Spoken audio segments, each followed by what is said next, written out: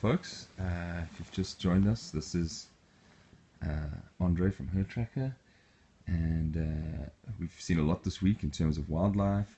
We've seen and spoken to a lot of interesting people about life on safari here in Kenya. This morning I wanted to show you what it looks like on the inside of one of our a typical or sort of normal safari tent at a luxury tented camp here in the Masai Mara in Kenya. The time is about 6:40. The sun came up about 20 minutes ago, and this is the view that I woke up to this morning. Let's see. I really would like to stay here all day, but of course we've got to get up and get going again. The rest of the guys went on a game drive this morning. I told them that it was really essential that someone gets this shot, so I volunteered for it while they went off trying to find more animals for you guys. To those who've just joined us, this is a HerdTracker live web broadcast from the Masai Mara in Kenya. We've been here all week. Today is actually our last day, so we're really sad to be going, but we're really glad for everything we've seen and done. I'm going to swoop around the room in a minute so everyone can see exactly what staying on safari can be like. So stick around. This broadcast is made possible by Make It Kenya, our partners for the whole week. It's a new initiative by the Kenya government and tourism authorities to showcase everything that Kenya has to offer, and apart from, of course, the national park and all the wildlife and all those wonderful experiences, safaris are also about relaxing and excellent service. Yeah, we're hopefully going to go get to see a few more canoes today, the wildebeest.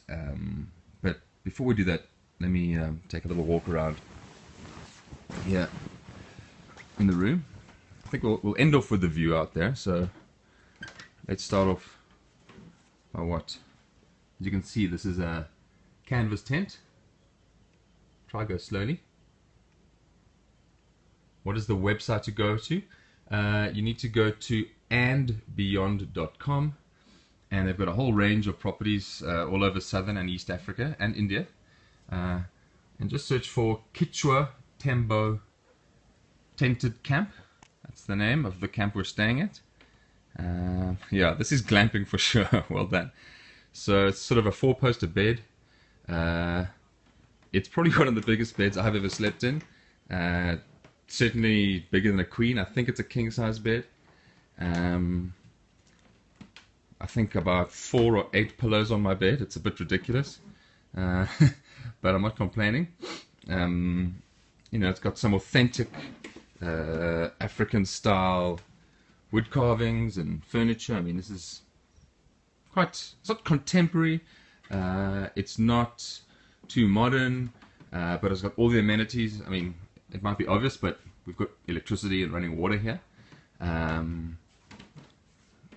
They provide gowns and all the regular things you see at sort of 5-star hotels around the world. Table to work at. We've been using this every night when we come back to you know, upload our pictures, videos, photos, do the bit of work. Full charging station, a nice box of tissues. Yeah. Oh, this is a nice touch. Just as you come in, you'll notice these old National Geographic magazines. This one's from 1999, 2000, 1985. So it really is kind of a great place to relax and yeah, just unwind, I guess, between all the excitement of the safaris. Air conditioning and the heat, great question. There is no air conditioning in this room, but we do have a fan. All of these tents though are under a canopy of trees. I think you'll see that in a second, or maybe through here. So the heat has not been a problem at all.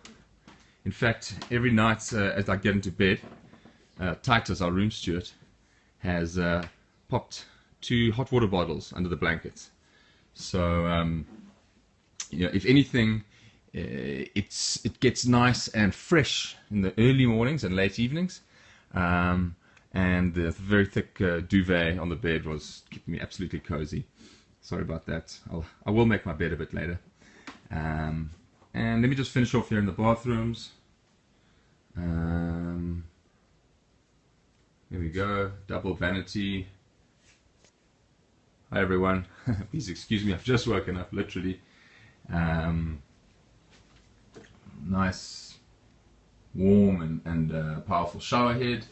It's got all the regular, anything you basically can expect at a 4 or 5 star lodge. I'm not exactly sure what the rating here is, but what I can say is that the service from the people have been, from the staff, have been warm.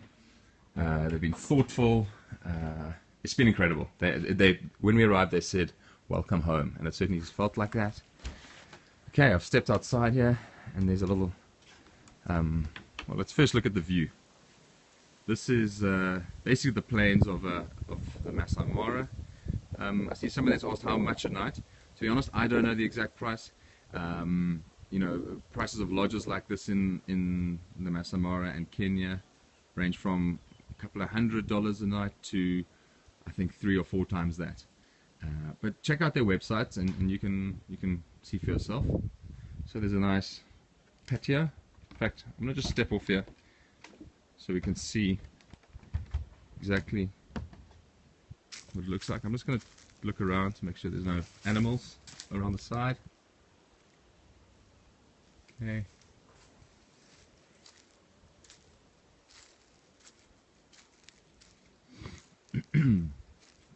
Yeah, this is what it's about. This is pretty much, in fact, it's probably too small for you guys to see, but out there are some wildebeest, small herd there. Into the sun there's another small herd, but never mind. I don't have the guys with their big zoom lenses here today. But from the outside, that's what our tent looks like. Nice little patio. I mean, waking up here has been an absolute dream this morning. We've been here for 3 days, and we've hardly been here during daylight. So it's an absolute treat to see this. I have to thank the guys from and beyond Kichwa Tembo Camp for having us stay here so that we can share all these safari moments with you. If anyone has any questions, please fire away. I'd love to let you know. You can see the sort of netting is to keep the mosquitoes and bugs out, so you have that zipped up at night, nice and tight, and you're absolutely safe. When I was there, elephants came at night. Do they still? Yes. I haven't had elephants here. I'm just going to sit down on this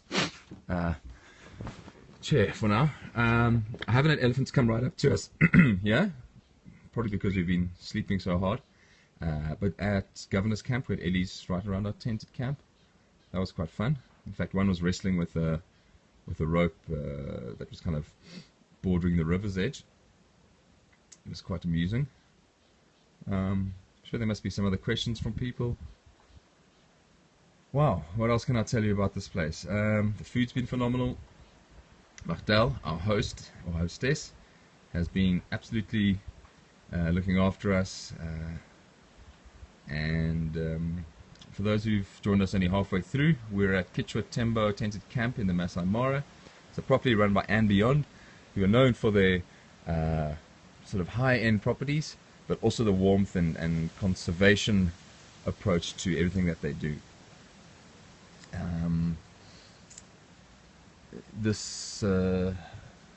Well, what else can I say? I'm a bit blown away right now, seeing what I see here. We are actually leaving this afternoon. This will be one of our last few broadcasts. A little later, I'm going to show you some of the images from our Big Cat Sunday, where we saw leopard, lion, and cheetah all in the space of a morning. I've got some amazing pictures, Stuart and Coral. So, yeah, give me a little bit of time to wake up, freshen up, have a shower. I'm going to flick through the photos, and then yeah, we'll talk you through it. Maybe when the guys come back from their morning drive. Best season to visit? Pretty much, I know it sounds cliche, but all through the year, coming to a place like and beyond Kichwa Tembo is fine. The river crossings, however, happen July, August, September, October, those 4 months. But that's really not the only thing to come to this part of the Masai Mara for.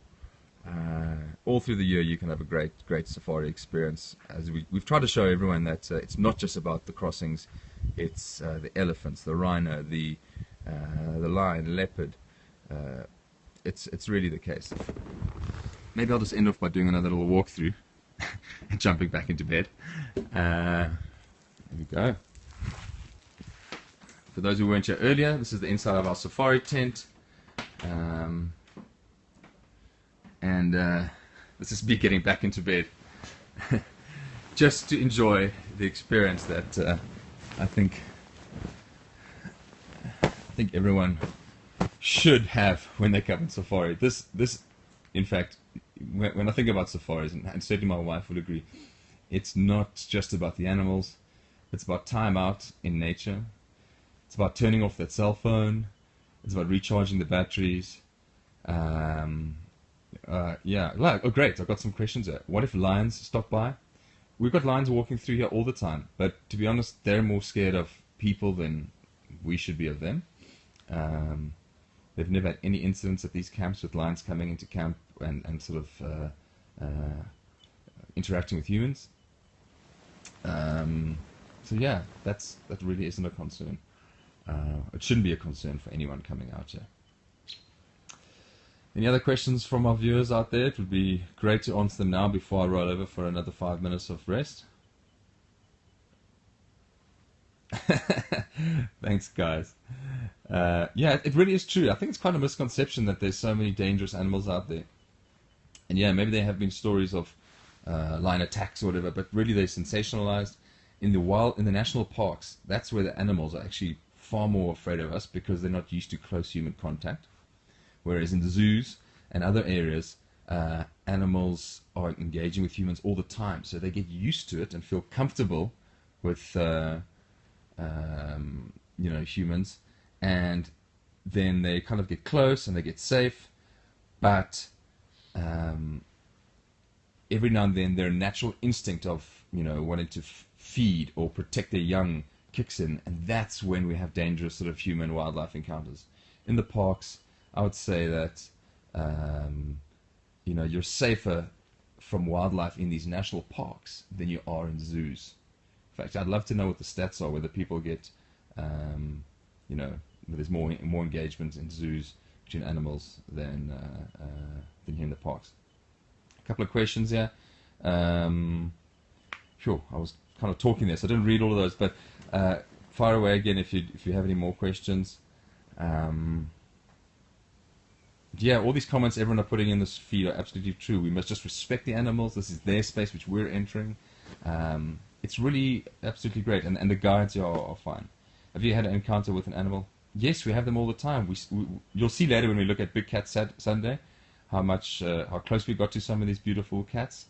But seeing as we stay in the safari vehicle and they're out, then it's fine. Where can I find info on this safari?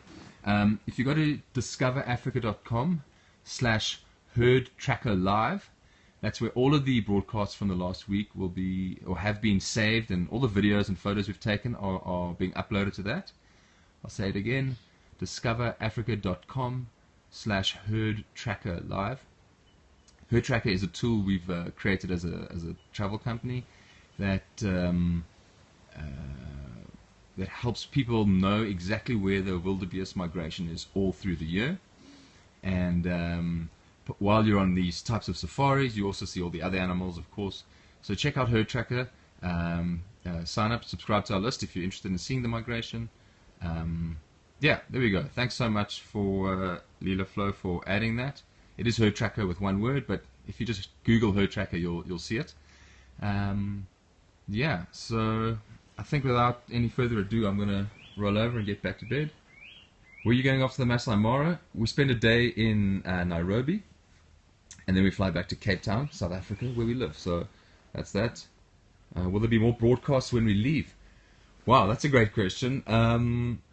Perhaps we will do that. I think we'll keep talking about the safari story. We'll keep talking about why it's great to come on safari, and really that's what it's all about. We want people to choose Africa as their next holiday, not not going to some other country or the regular holiday you've always been.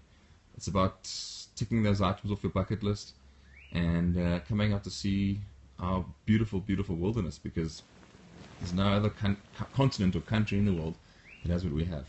We really are privileged, and I think, as you've seen from all the local Kenyans talking and we've spoken to, is that they're just dying to share it with the world. Yeah. So if you have any questions, jump onto our website, search for HerdTracker, and fire us an email.